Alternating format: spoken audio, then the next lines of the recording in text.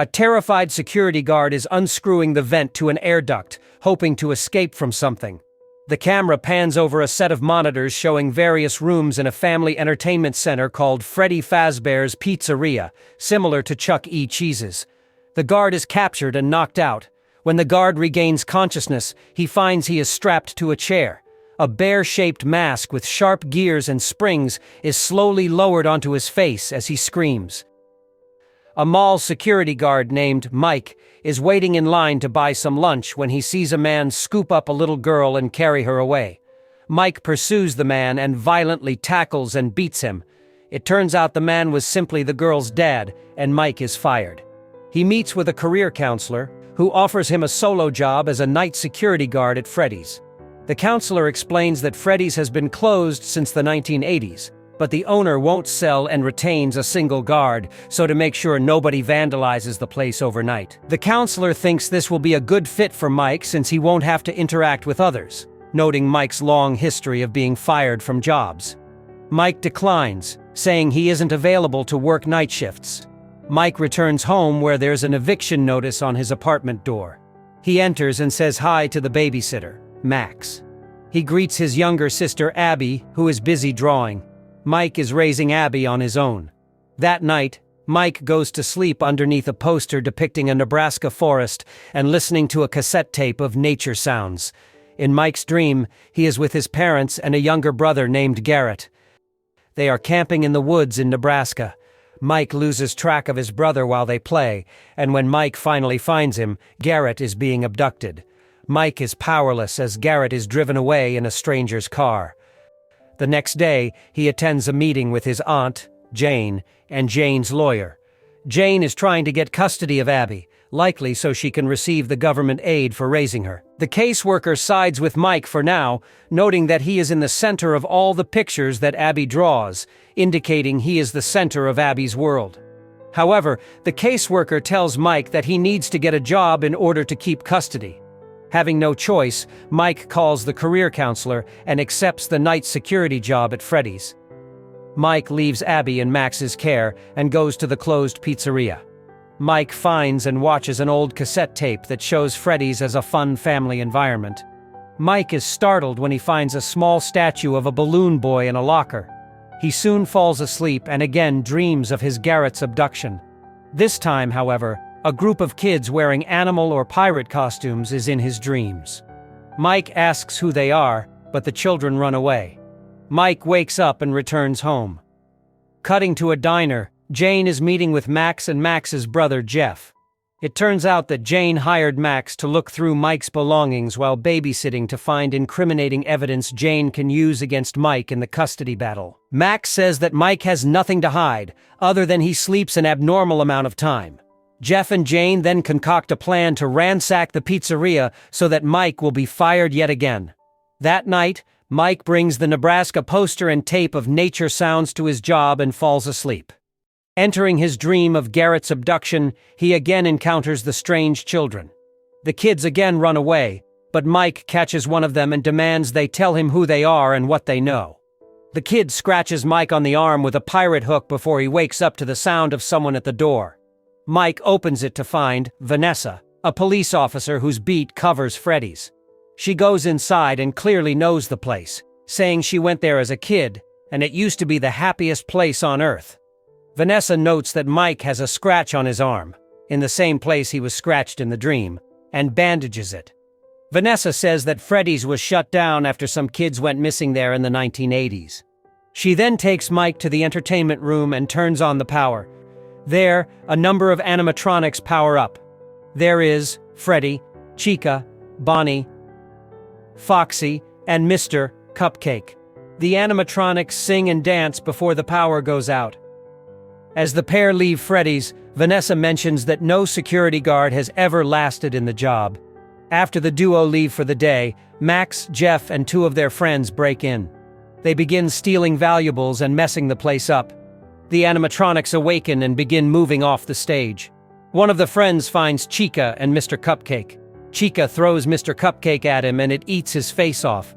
The other friend is stalked and eventually killed by Bonnie when the animatronic smashes his head repeatedly into a door.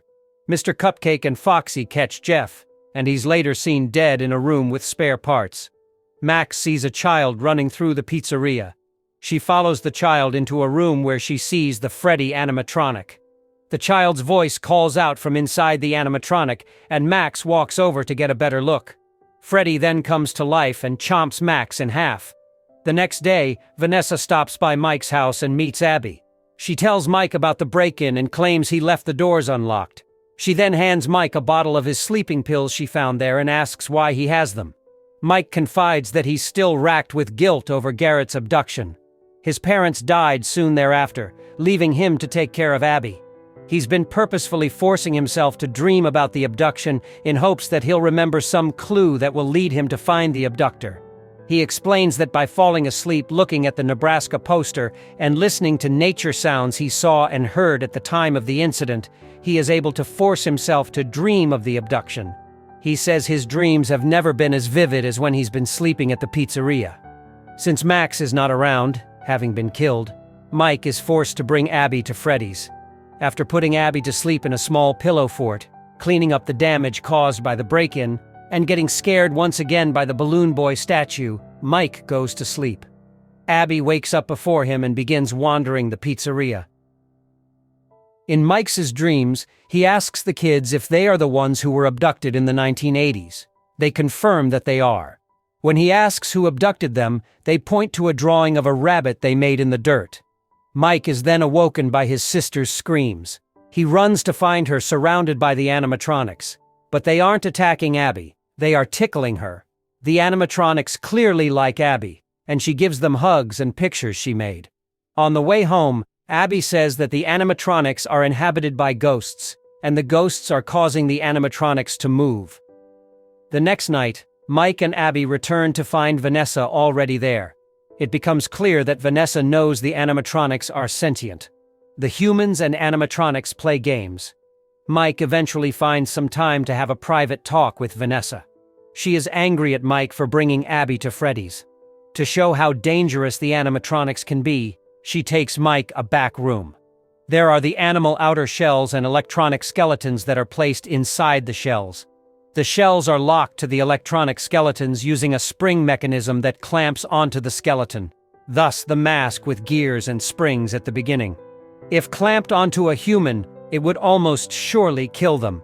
She then warns Mike to stop looking for Garrett's abductor and never to bring Abby back to Freddy's.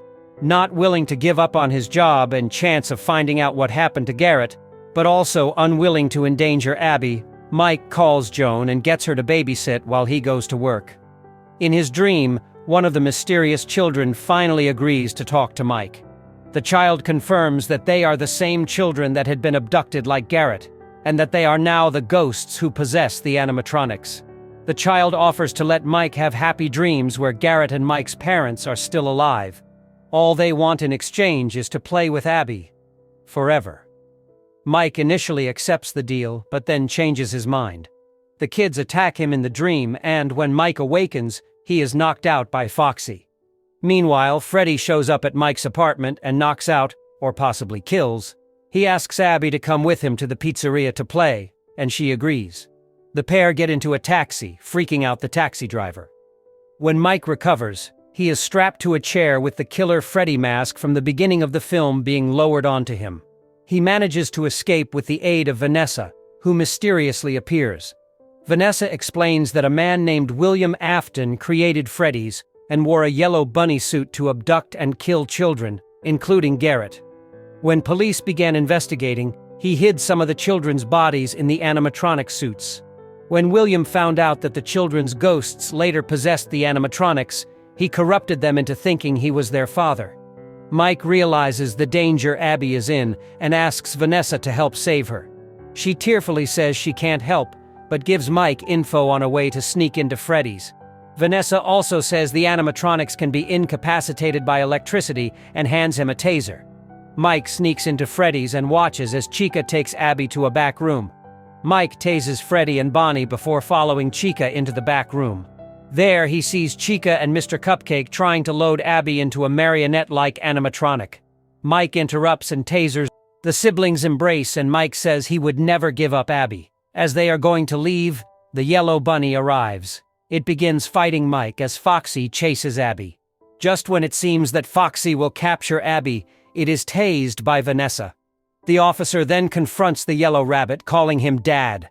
The rabbit removes its mask to reveal himself as the career counselor. He changed his identity from William Afton after Freddy's was closed. Vanessa pleads with her dad to stop what he's doing, but William coolly walks up to his daughter and stabs her. Meanwhile, Mike tells Abby to remind the animatronics of who William really is. Abby draws a picture depicting William in the yellow bunny suit killing them. This undoes William's corruption, and the animatronics attack William. In the scuffle, the spring lock mechanism is activated, and it impales William. As the madman bleeds, he screams out to Mike that he'll be back. He always comes back. The animatronics then drag William to the back rooms. Mike and Abby drag Vanessa out of Freddy's. Sometime later, we see that Mike and Abby's relationship has improved. They stop by the hospital to visit Vanessa, who is in a coma. At home, Abby says she feels bad that the ghost children are now truly alone, as William is no longer paying security guards to spend the night there. Abby asks if they can one day visit Freddy's again, and Mike responds that maybe someday they will. Meanwhile, at Freddy's, William is still alive, though trapped in the bunny suit.